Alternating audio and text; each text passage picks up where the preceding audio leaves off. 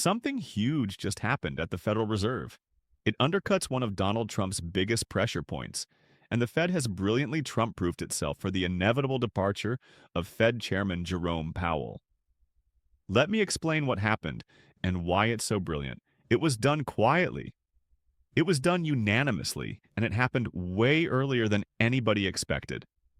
In the last few days, the Federal Reserve reappointed 11 of its 12 regional bank presidents all at once. All right, so who cares? Why? Why does that matter? Well, they did it months before their terms were set to expire. Usually, that's not the way it works. Normally, these reappointments will happen right near the deadline. It's routine. It's boring. Nobody pays attention. This time, the Fed rushed it. They used a completely different timeline. Why does this matter? Trump is furious at the Fed. In particular, he's furious with Fed Chairman Jerome Powell because Trump wants interest rates cut faster and faster. Trump's been attacking Jerome Powell for years now. Trump's allies have been floating ways to reshape the Fed from the inside. This includes new requirements that would give Donald Trump even more control over the Federal Reserve, even though the Federal Reserve is not supposed to be under political control. As an example, Trump's Treasury Secretary floated a new rule saying Fed presidents should have to live in their districts for 3 years. Sounds like a mere technicality, but it's a way to kick a bunch of people out and replace them with the people you want. Trump's top economic advisor, the guy expected to replace Powell, backed the idea. So markets were starting to worry Trump is really going to take over the Fed and make it a political tool. What happens if Trump gets rid of Powell? What happens if Trump stacks the Fed with loyalists? Or what happens to Fed independence? That is the context. So now we get to the key part of this move. Those regional Fed presidents sit on the committee that sets interest rates.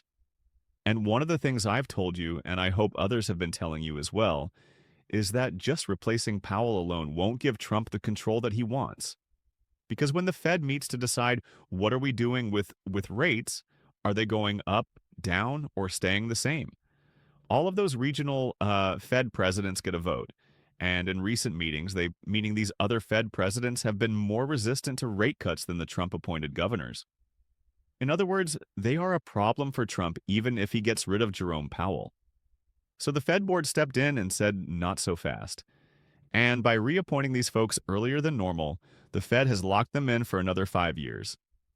Now, Trump can yell, Trump can threaten, Trump can get rid of Jerome Powell, but if the courts let him, by the way, but it won't matter nearly as much because now the structure underneath the Fed chairman has gotten way stronger.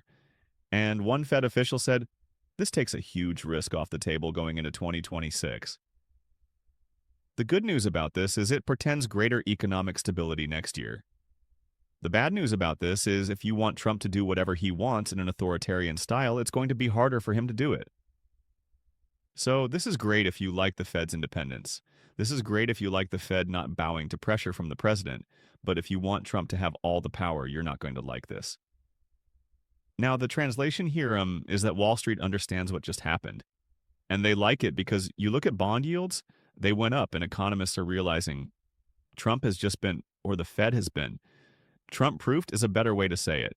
Now, Trump can still do damage. The Fed is still not invincible. It definitely doesn't mean Trump won't keep attacking Powell, but it does mean that if Trump gets rid of Powell, the Fed has ensured Trump doesn't end up with full control.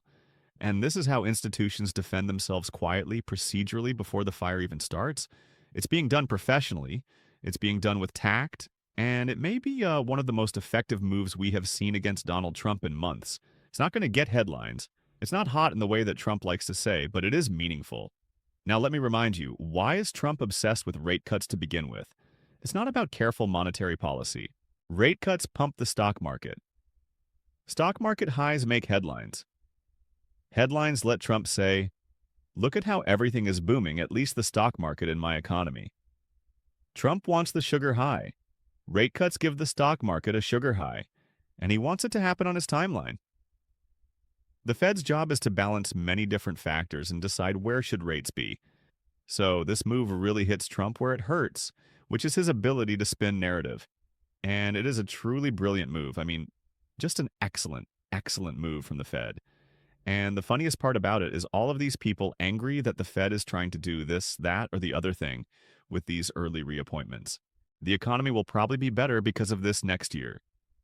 The stock market will probably perform at least with more stability next year because of this move. But they're angry because they want their traffic cone colored president to control everything, decide everything, and have everything be at his pleasure. Really good move by the Fed. Appreciate you watching. Stick around for this next video and don't forget to hit subscribe so you actually see our uploads. You can also catch the full podcast on Spotify and Apple Podcasts.